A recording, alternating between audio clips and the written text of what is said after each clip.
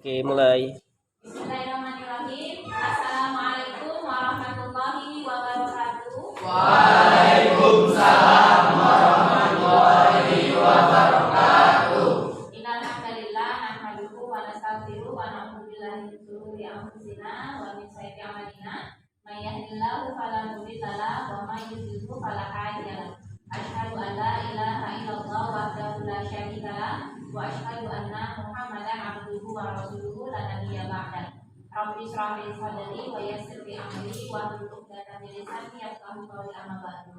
Alhamdulillah wa syukurillah segala hanya milik Allah. Allahumma sholli ala sayyidina Muhammad wa ala ali sayyidina Muhammad. Allahumma inna nas'aluka ilman nafi'an wa rizqan thayyiban wa amalan mutaqabbalan. Allahumma syahna ila ma aj'altahu syahna wa anta taj'alul wasna idza syi'ta sahla. Ya alhamdulillah wa syukurillah anak ibu yang saya sayangi dan cintai karena Allah. Kita masih bertemu di pekan ini untuk melaksanakan kegiatan belajar mengajar kita seperti biasanya.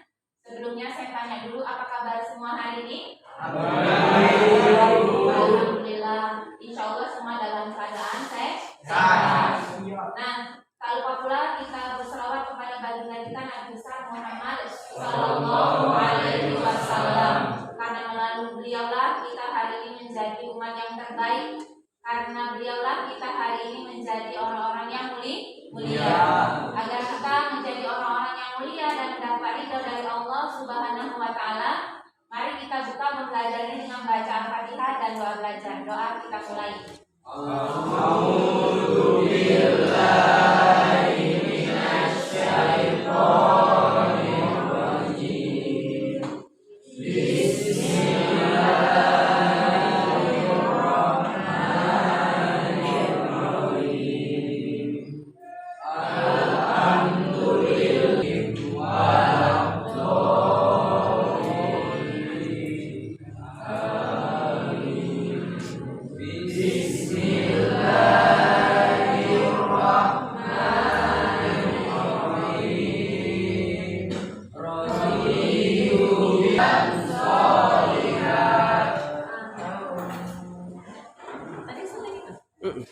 Tiga.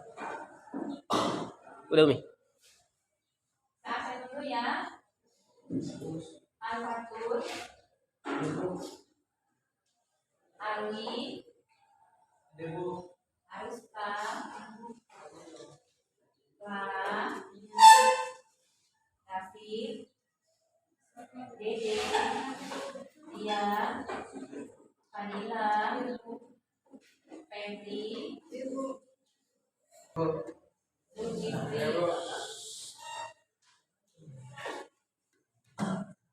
Saya ulang, apa kabar hari ini? Kaifa halukum?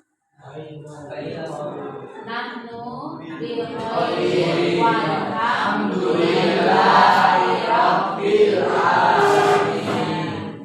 Mana semangatnya?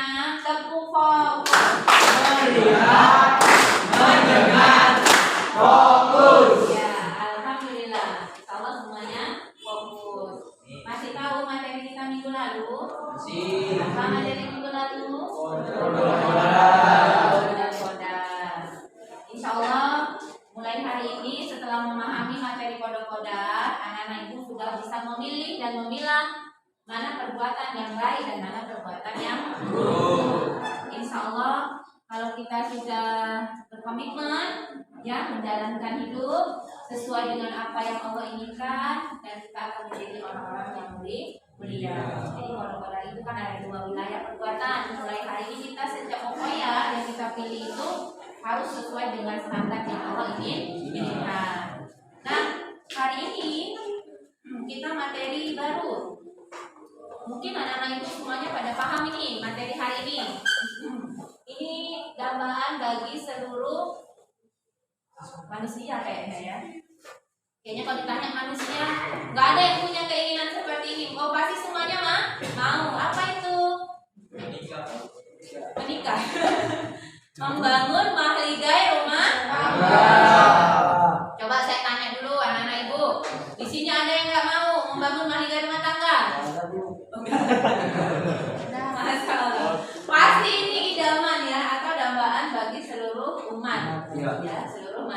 Manusia. Karena setiap manusia itu dalam surat Ar-Rum ya, ayat 21 Allah telah mengatakan bahwa manusia itu berpasang-pasangan. Ya, dipasang-pasangkan. Laki-laki pasangannya perempuan.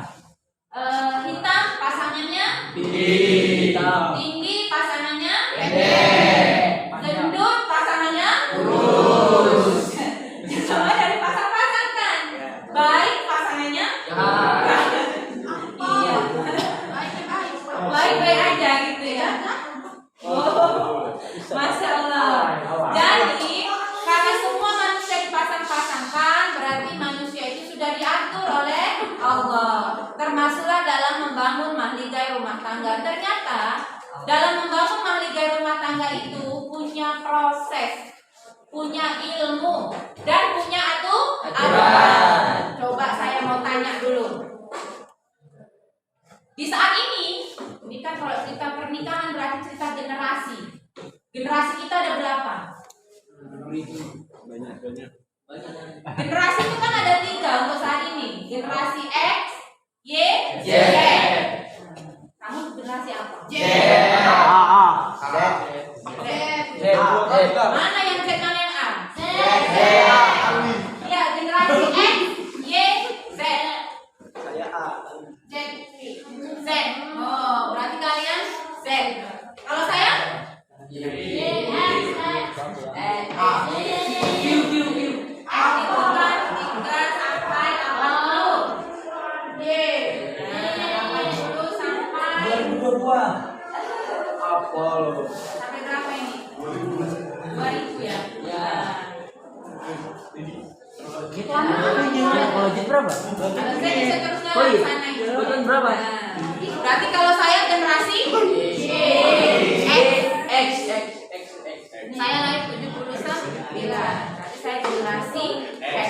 Berarti anak-anak itu generasi Z. Nah, pertanyaannya, ini saya tanya realita dulu. Pemuda atau generasi hari ini sedang baik atau tidak baik-baik? Tidak baik. Tidak baik-baik saja. Apa alasannya, Rasid? Karena apa ya? Suka yang jenis. Apa? Zulkifli, apa alasan kamu tadi mengatakan remaja hari sedang tidak baik-baik? Suka berzina. Masya Allah ya. Berarti kamu pernah lihat retanya lagi tuh ya? Memang kayak gitu ya keadaan hari ini ya. Selain zina, apa lagi masalah hari ini remaja? Pacaran, hamil di luar nikah. Masya Allah, na'udzubillah min. Berarti kalau kita perhatikan remaja hari ini belum masuk pernikahan ya, walaupun idaman seluruh remaja. Kalau saya sudah dilalui.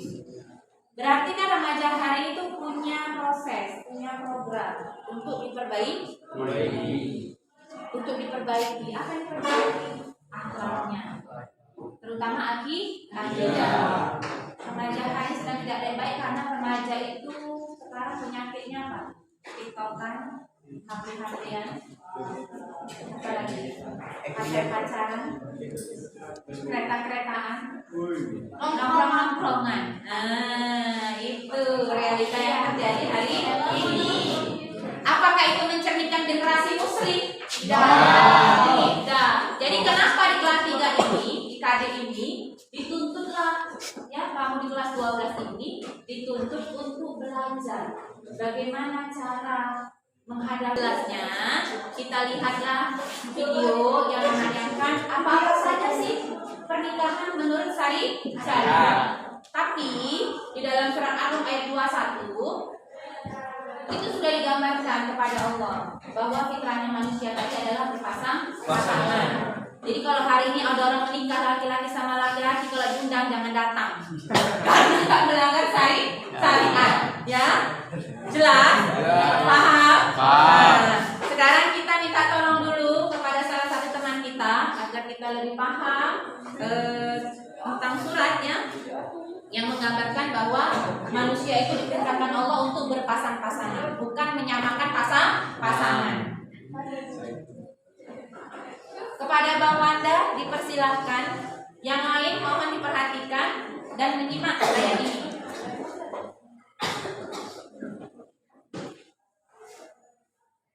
A'udzu billahi minasy syaithanir rajim. Bismillahirrahmanirrahim.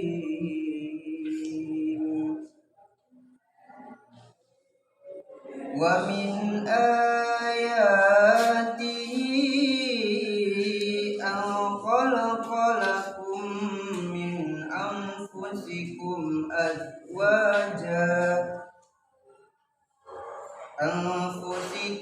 azwajan litaskunu ilaiha wa ja'ala bainakum mawaddatan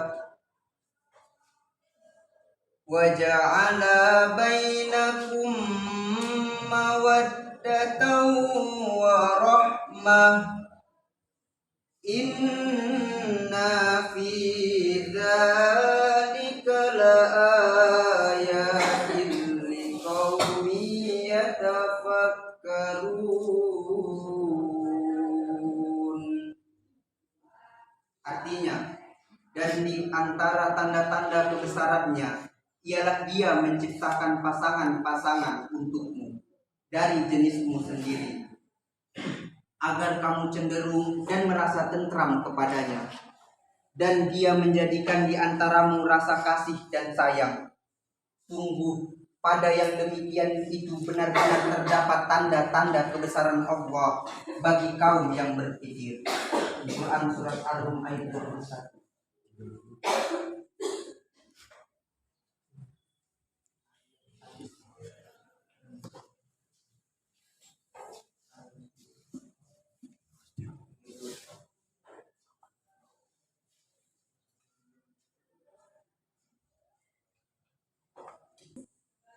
Wala taqrabuz zina innahu kana fahishatan wa sa'a sabila.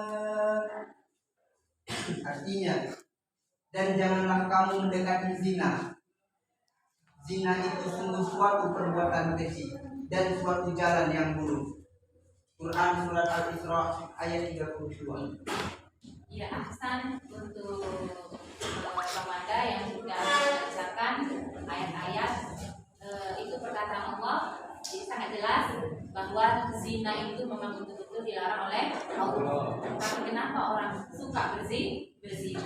Ini penyakit manusia.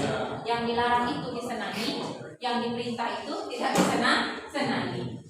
Nah, baik, agar kamu lebih memahami lagi kehidupan pernikahan dalam syariat, akan saya tayangkan video.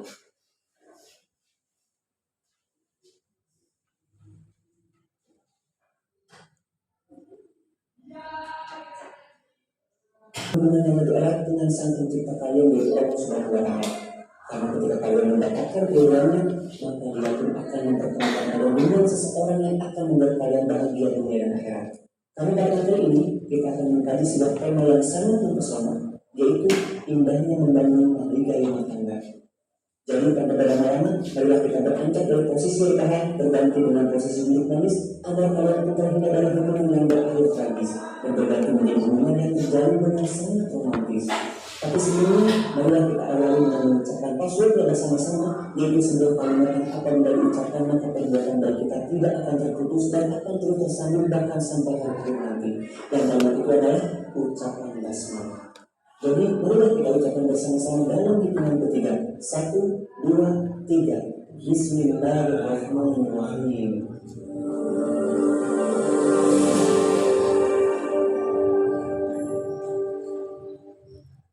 Pernikahan merupakan sunatullah yang berlaku umum bagi semua makhluknya. Al-Quran menyebutkan dalam surat Al-Baqarah, menikah ditujukan untuk memenuhi tuntutan naluri manusia yang asasi. Rasulullah SAW juga banyak menanjurkan kepada karena yang sudah mampu untuk segera menikah tak mengawal, dan barang siapa yang tidak mampu maka hendaklah. Wassalamualaikum warahmatullahi wabarakatuh. Ya, insyaallah kita sudah lihat tayangan dari paparan video tadi. Apa yang bisa kita ambil kesimpulan dari materi tadi? Video tadi, nak?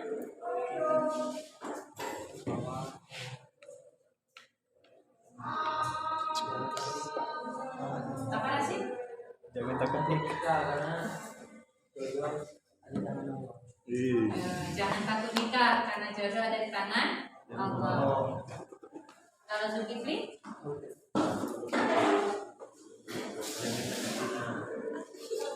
Apa tuh?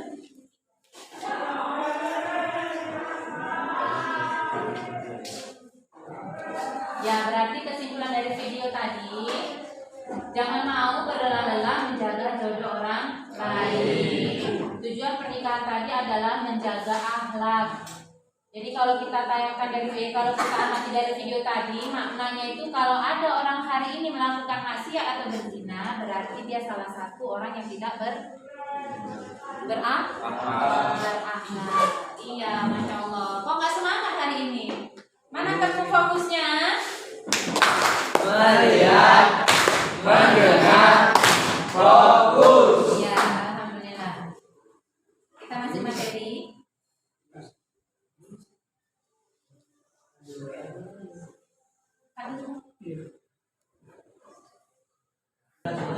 Oke. Ya sudah, sekarang anak-anak itu perhatikan. Hari ini memang banyak saya yang bekerja daripada kamu ya. Nah, kita perhatikan dulu. Membangun mahligai rumah tangga. Kompetensinya anak-anak itu nanti paham ketentuan pernikahan berdasarkan Islam. Yang kita perhatikan hari ini banyak ya pernikahan nggak berdasarkan Islam. Mungkin realita kamu sudah melihat lah, ada orang yang hamil duluan baru menikah. Apakah itu sesuai dengan syariat? Tidak. Menjelaskan hikmah pernikahan, lalu menjelaskan ketentuan pernikahan berdasarkan undang-undang yang ada di Indonesia. Nah, indikatornya menjelaskan hukum Islam tentang talak, rujuk, hikmah nikah, hikmah talak, hikmah rujuk, dan ketentuan perkawinan menurut undang-undang, dan menguraikan hukum tentang perkawinan di Indonesia. Walaupun ada aturan yang berbeda dengan yang ada di Indonesia, tetapi kita tetap berpegang teguh kepada syariat. Ya. Kalau kita perhatikan di realita hari ini, wanita-wanita itu sedikit untuk mau menikah. Kalaupun sudah menikah, maaf, mereka lebih pilih cerai. Kalau bahasanya itu mereka lebih suka dengan single parent. Nah, itu ya realita hari ini. Ketentuan hukum Islam tentang pernikahan, pengertian munakahat. Jadi nikah itu sama dengan munakahat. Bahasa Arabnya itu munakahat. Berarti pernikahan atau perkawinan. Pernikahan itu sama dengan perkawinan. Jadi enggak begini. Oh, itu untuk hewan, oh ini enggak. Manusia juga mengatakannya perkawinan.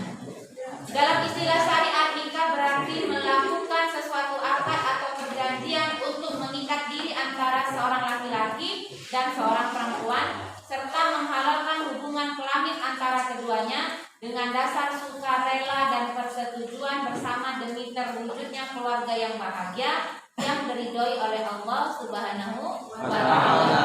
Itulah makna pernikahan. Jadi kalau ada orang sakit HIV misalnya, sakit AIDS yang di Indonesia lagi merebak, bisa jadi mereka melanggar aturan dalam sistem pergaulan. Saya sholat, saya tidur, berpuasa, makan, dan nikahilah wanita. Barang siapa yang tidak suka dengan perbuatan sunnahku, maka dia bukanlah dari golonganku. Itu hadis riwayat Bukhari Muslim dari Anas bin Malik radhiyallahu anhu ya. Kalau Anas bin Malik ya anhu, kalau Aisyah baru anha. Nah itu ya.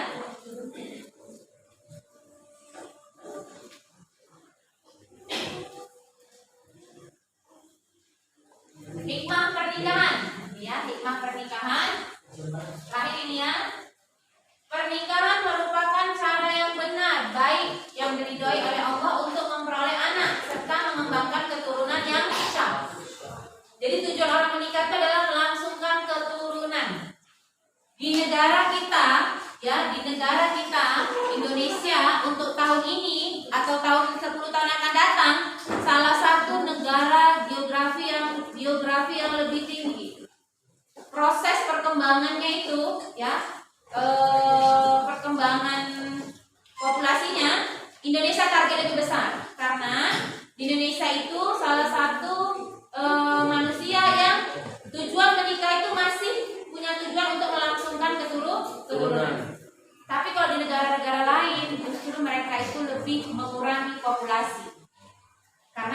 tidak ada yang namanya keinginan untuk melangsungkan keturunan. Jadi 10 tahun akan datang, target remaja yang paling besar itu adalah Indonesia.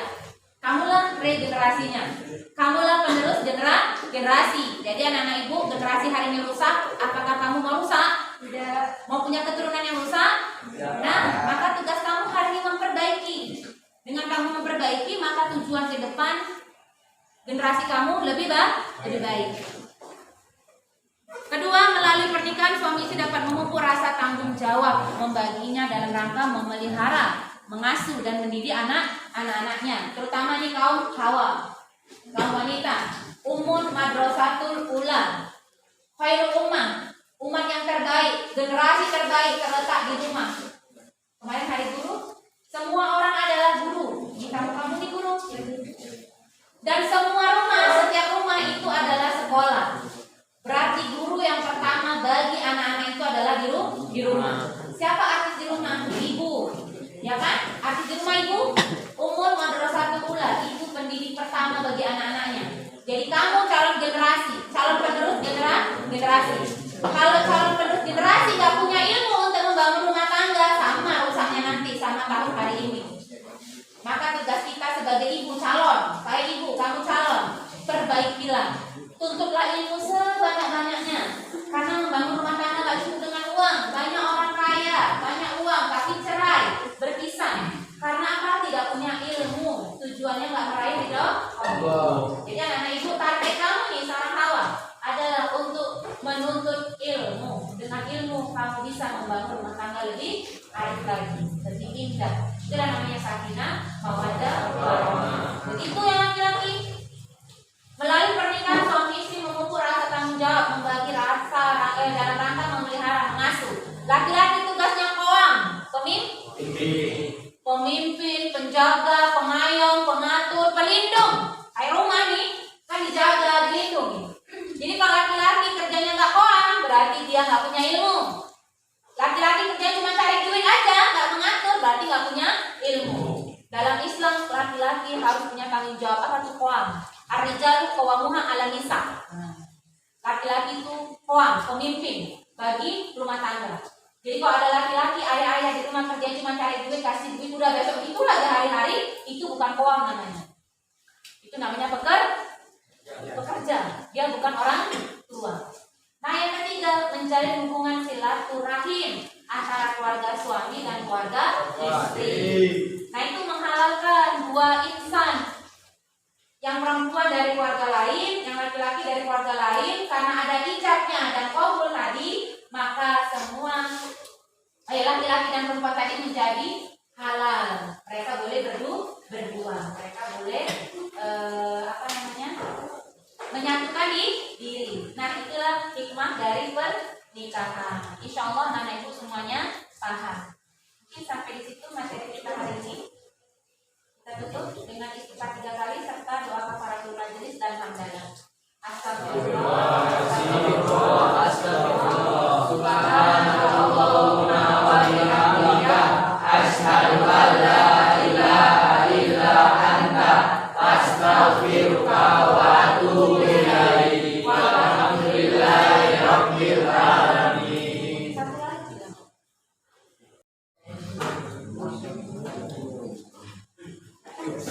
Nah, ini mau saya jelaskan tentang rukun nikah. Nah, rukun nikah. Jadi nikah itu kayak sholat. Sholat itu ada rukunnya. Salah sah sholat. Berwudu, ya, tertib dan membaca sholat sesuai dengan ketentuan. Ada orang sholat gak berwudu, berarti gak sah sholatnya. Walaupun wudu itu sunnah. Ya, tapi dia gak berwudu sholat sama. Begitu juga dengan pernikahan. Ada calon suaminya. Jadi kalau nikah ada calon suaminya yang nggak sah. Ya, harus ada dua-duanya gitu ya. Dewasa. Bagaimana? Kalau dua-duanya calon suami. Kalau dua-duanya calon suami tidak sah. Ya. Dua-duanya calon suami tidak sah. Itu ya sah. Berarti laki-laki dewasa beragama Islam tidak sedang dalam ihram atau haji, bukan muhrim calon istrinya. Bukan muhrim calon istrinya, berarti adiknya, kandungnya. Yang kedua ada calon istri, berarti laki-laki sama perempuan. perempuan. Kalau ada laki-laki sama laki-laki, perempuan sama perempuan, itu bukan syarat sah rukun nikah, itu syarat sah salah rukun nikah. Nah, salah ya rukun nikah. Yang istri sama perempuan juga, bukan perempuan musyrik, tidak dalam keadaan perkawinan, bukan mahram calon suaminya, dan tidak dalam keadaan ihram.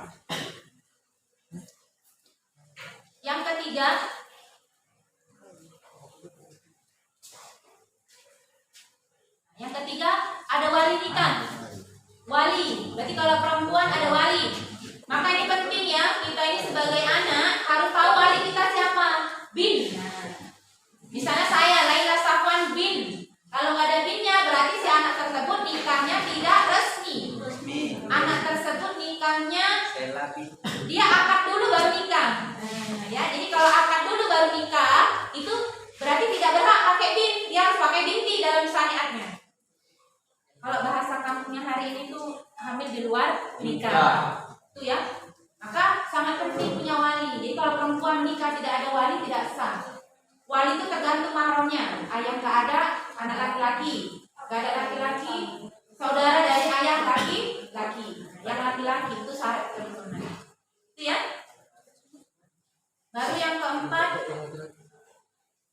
Nah, saya gambarkan di sini wali nikah, wali nasab, wali hakim. Nah, wali nasab itu kita, ayah kita. Wali hakim kalau kita nggak punya nggak punya wali. Yang keempat ada 2 saksi. Nah ini saksi harus juga. Itu Bapak SBY ya. Ada 2 orang saksi. Syarat saksi itu beragama Islam, balik, berakal, adil, tidak dalam keadaan ihram haji, laki-laki, dapat mendengar dan dapat berbicara. Minimal saksi itu adalah ahli bait atau tetangga. Diundang dulu tetangganya, 10 kanan, 10 kiri, 10 belakang. Untuk saksi bahwa ternyata mereka ini sudah halal kalau mereka pergi berdua-duaan. Itu bukti saksi tadi. Mereka menjadi saksi bahwa mereka tidak melakukan perzinahan. Mereka sudah menikah dengan saksi yang diunjuk oleh masyarakat.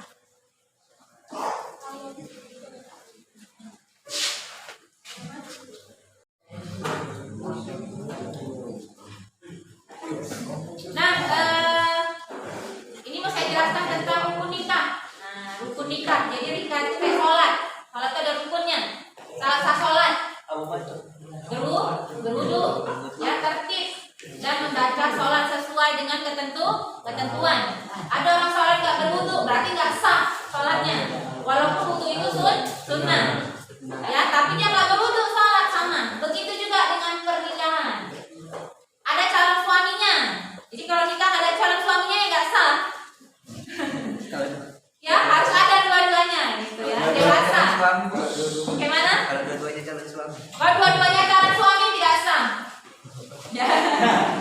Dua-duanya calon suami tidak sah. Itu ya syarat yang pertama. Berarti laki-laki dewasa beragama Islam tidak sedang dalam ihram atau haji, bukan muhrim calon istrinya. Bukan muhrim calon istrinya, berarti adiknya, kandungnya. Yang kedua ada calon istri, berarti laki-laki sama perempuan. Kalau ada laki-laki sama laki-laki, perempuan sama perempuan, itu bukan syarat sah rukun nikah, itu syarat sah salah rukun nikah. Nah, salah ya rukun nikah. Yang istri sama perempuan juga, bukan perempuan musyrik, tidak dalam keadaan perkawinan, bukan mahram calon suaminya, dan tidak dalam keadaan ihram.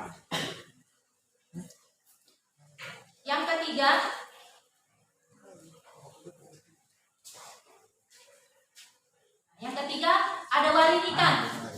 Wali, berarti kalau perempuan ada wali. Maka ini penting ya, kita ini sebagai anak harus tahu wali kita siapa. Bin. Nah, misalnya saya Laila Safwan bin. Kalau nggak ada binnya berarti si anak tersebut nikahnya tidak resmi. Anak tersebut nikahnya dia akad dulu baru nikah. Ya, jadi kalau akad dulu baru nikah itu berarti tidak berhak pakai bin, dia harus pakai binti dalam syariatnya. Kalau bahasa kampungnya hari ini tuh hamil di luar nikah. Itu ya. Maka sangat penting punya wali. Jadi kalau perempuan nikah tidak ada wali tidak sah. Wali itu tergantung mahramnya. Ayah nggak ada, anak laki-laki. Nggak ada laki-laki, saudara dari ayah laki-laki. Yang laki-laki itu syarat keturunan. Itu ya. keempat, nah saya gambarkan di sini wali nikah, wali nasab, wali hakim. Nah, wali nasab itu kita, ayah kita. Wali hakim kalau kita nggak punya nggak punya wali. Yang keempat, ada 2 saksi. Nah ini saksi harus juga. Itu Bapak SBY ya. Ada 2 orang saksi. Syarat saksi itu beragama Islam, balik, berakal, adil, tidak dalam keadaan ihram haji, laki-laki dapat mendengar dan dapat berbicara. Minimal saksi itu adalah ahli bait atau tetangga. Diundang dulu tetangganya, 10 kanan, 10 kiri, 10 belakang. Untuk saksi bahwa ternyata mereka ini sudah halal kalau mereka pergi berduaan. Itu bukti saksi tadi. Mereka menjadi saksi bahwa mereka tidak melakukan perzinahan. Mereka sudah menikah dengan saksi yang diunjuk oleh masyarakat.